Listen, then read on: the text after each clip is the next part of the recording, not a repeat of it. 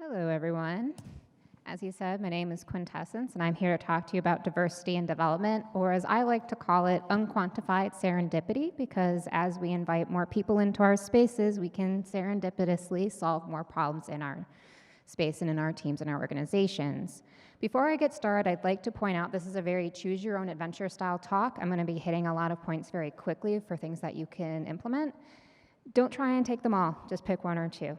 And with that said, why do we hire people, right? We post a job rec online, and we maybe want AWS or Python, but we also want leadership and communication. And if we're not cautious, our perceptions and biases will influence how we see leadership and communication and other so-called softer skills. And if we're not aware of these perception biases, we're not going to effectively counteract them. And it's important for us to do this, right? Because again, if we're going to have spaces that are going to have a lot of ideas flowing through the room, we want to be able to make that space safe, and we want to protect that space. And I actually have an article linked at the end that talks about someone who writes about a Polish diacritic S. They didn't hire him for being Polish, but there was a bug in their system that specifically affected this character. And I'll again hit this at the end. But moving on, when you're talking about safe spaces, it's hard to put yourself in someone else's place.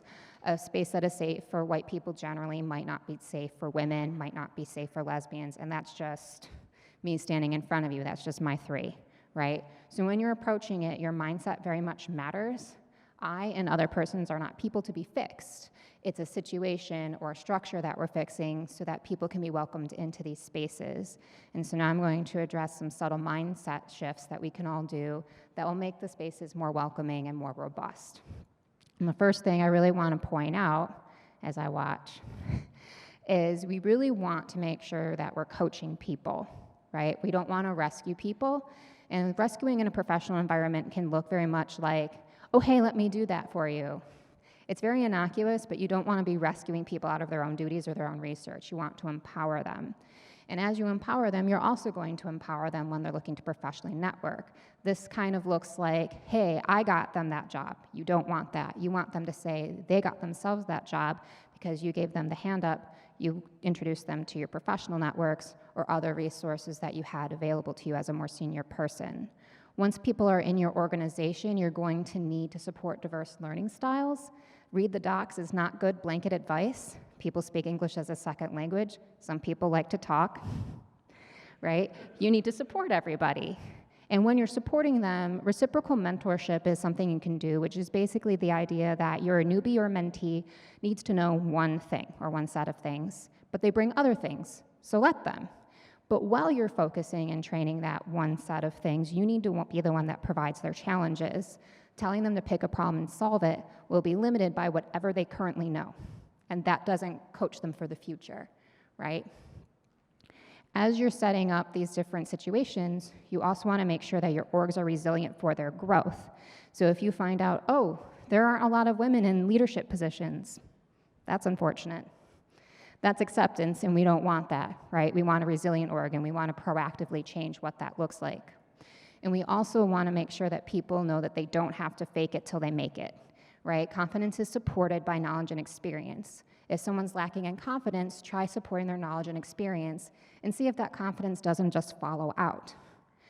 Also, explicit onboarding. This is docs and videos and things. If you don't have explicit onboarding, you're going to have social onboarding. That's great.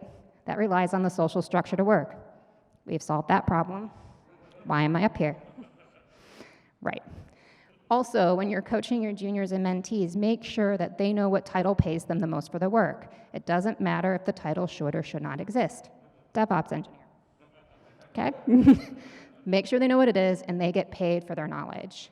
As a more senior person, you also know the who's who, either within your company or within your broader community. So make sure the juniors and mentees also know the who's who. I call this the hiring nucleus. You can call it whatever helps you. Just make sure that you're doing those introductions for them. Lastly, but not leastly, lean ops, coffee ops, these are great. These allow for an intersection of skills and seniorities that wouldn't otherwise organically happen.